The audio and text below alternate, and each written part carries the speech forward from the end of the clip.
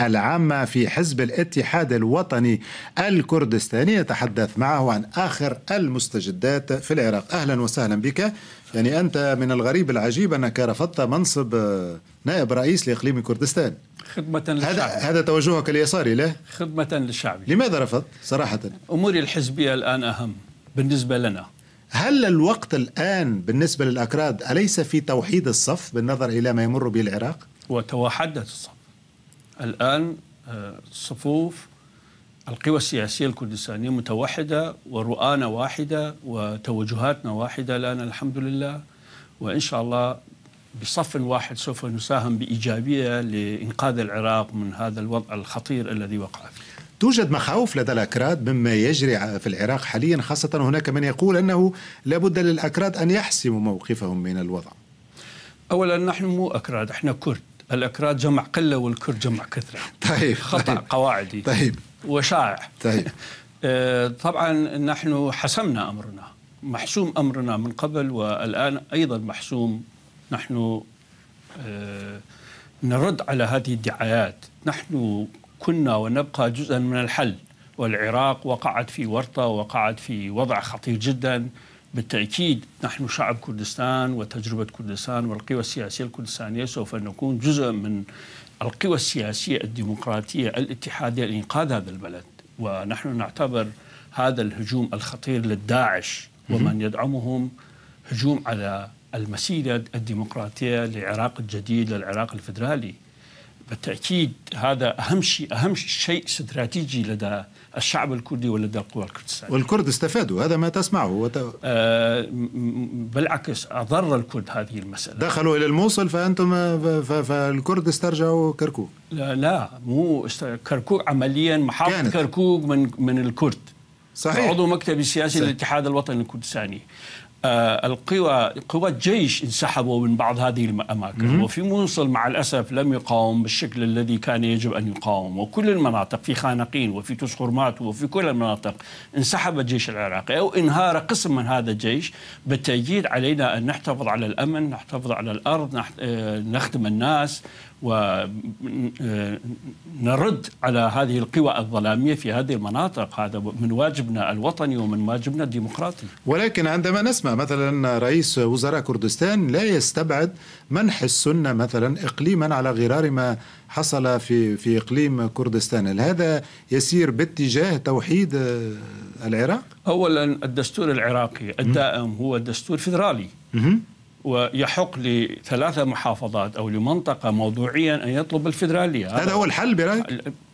لا أقول حل، أنا أوضح السيستم السياسي العراقي. هذا واحد. ثانيا لا نتصور بأنه داعش ومن يدعمهم توجهاتهم هو توجه فيدرالي أو ديمقراطي أو أخذ الحقوق الفيدرالية للمناطق الصينية. توجههم هو إبطال العملية السياسية الديمقراطية برمته. هؤلاء خطيرين جدا على المسيرة الديمقراطية. نعطي الحق أو نعطي السياسة أو الواجب السياسي لهؤلاء بأنهم هم مطالبهم فيدرالية أو ديمقراطية أو تحقيق الهدف الفيدرالي في المناطق الصينية. أتصور بأنه هذا ذريعة يستفيد منه هؤلاء السلفيين وهؤلاء الإرهابيين. هذا هوية يجب أن لم يعطى لهم. الكرد لم يساهموا في إضعاف السلطة المركزية في بغداد؟ أبدا أبدا أبدا. بالعكس نحن كنا ولا زلنا جزء من الحل، حل المشاكل. قلنا مرارا وتكرارا بأنه بناء الجيش العراقي، المؤسسات الاستخبارات العراقية على هذه الشاكلة سوف ينهار عاجلا أم آجلا. قلنا هذه المرة قبل سنين لدولة الرئيس، قلناه لوزارة الدفاع العراقية، قلناه لكل المؤسسات العراقية، وأعلناه جهارا بأنه لن يستفيد منه العراق بهكذا تشكيلة من الجيش أو القوات المسلحة. ولكن مع الأسف لم يسمعوا كلامنا، لم يسمعوا نصائحنا، لم يسمعوا إلى انتقاداتنا. الجيش العراقي أصبحت تمر بمرحلتين في هذا البلد. مرحلة الأمريكان أشرفوا على تأسيسه وتأسيس الشرطة العراقية، لم يفلحوا في هذا التأسيس في المرحلة الأولى لبناء الجيش العراقي بعد سقوط صدام. كان من الواجب دولة الرئيس مالكي وقبله أن يتعظوا من هذه التجارب في كيفية بناء هذا الجيش بنيويا، ولكن مع الأسف لم يتعظوا. فتحوا الأبواب لانخراط ضباط، آلاف الضباط من البعثيين السابقين. هذا في حين هناك قانون الاستحداث الكوادر الأساسية للبعثية وليس البعثي البسيط.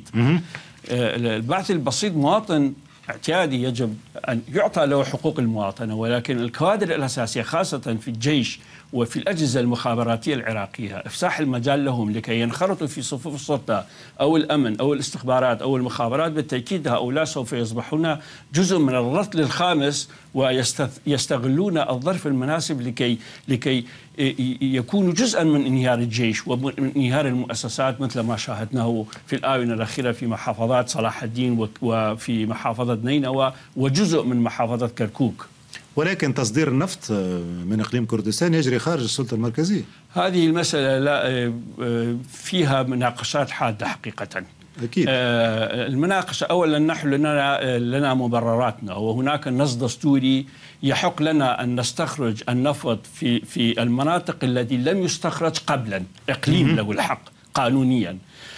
هناك إشكالية بيننا وبين الحكومة المركزية في كيفية تصدير وفي كيفية إيراد موارد هذه النفط. هذه إشكالية لحد الآن لم يحل، مع عدم حل مشاكل عديدة بيننا وبين بغداد. ليست هذه المسألة المجردة الوحيدة التي لم تحل بيننا وبين بغداد. يجب أن لا نسلط الأضواء حول بعض المسائل الانتقالية. شيء مهم بالنسبة لبلد نفطي. لا، إذا تسمح لي، يجب أن لا نسلط ضوء القومي والضوء القانوني حول بعض المسائل الانتقائية. هناك جملة من المسائل العالقة بيننا وبين الإقليم، من ضمنه النفط. نحن نعم نريد ضمانا اقتصاديا واضحا ضمن هذه المفاوضات. هل من المعقول بأنه تحدث مشكلة بسيطة بيننا وبين بغداد ويقطعون الرواتب ويقطعون ميزانية الإقليم عدة أشهر؟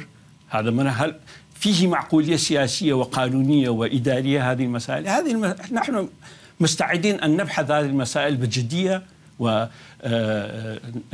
وبالنتيجة نحلها. ولكن إقليم كردستان هو الذي يحتضن لقاءات العشائر والأحزاب كلما تحصل مشكلة في الجانب الآخر، على غير ما يجري لقاءات الأحزاب من أجل الحل وليس من أجل تعميق المشاكل. من أجل الحل. هل تعتقد أن نور المالكي هو رجل المرحلة اليوم في العراق؟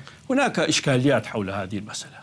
أولا البيت الشيعي ليسوا موحدين حول كيفية اختيار رئيس الوزراء في هذه المرحلة.